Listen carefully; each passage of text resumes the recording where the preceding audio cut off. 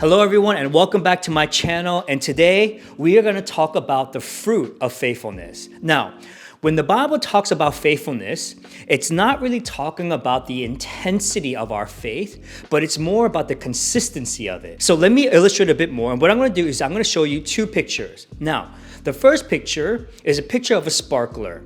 They're bright, they're exciting, and they're flashy, and sparklers get a lot of attention. But here's the thing. Sparklers don't last very long. I would say maybe 30 to 40 seconds at max, and then it fizzles out.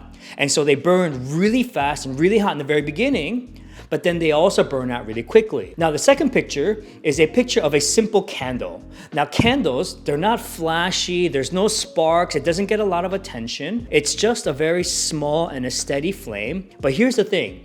Candles will always outlast any sparklers every single time.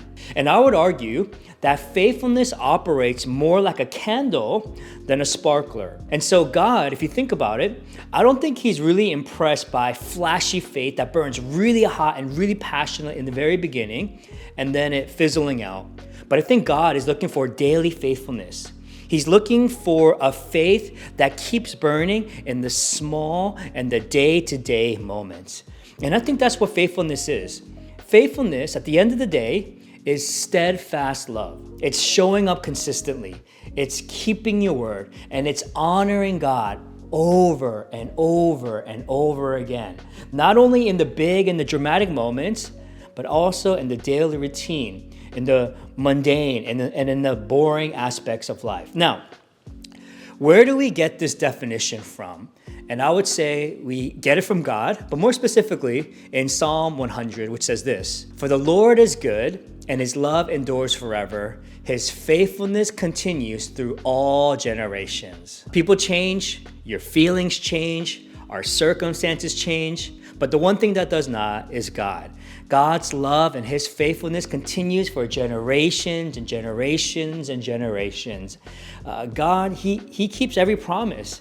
And he showed that clearly through his son, Jesus Christ, who was faithful to us even as he was dying on the cross. And so because God was faithful to us, we can be faithful to him. And so here's what I want to do. I want to share one way on how we can grow the fruit of faithfulness in our lives. Faithfulness grows in the small moments. If you think about it, most people, they want to be entrusted with the big opportunities, right?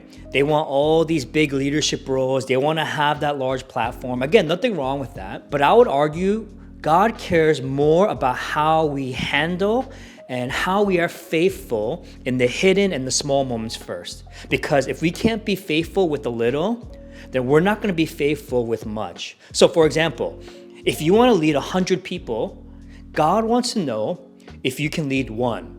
If you want to speak to hundreds of people, God wants to know if you're willing to pray for one.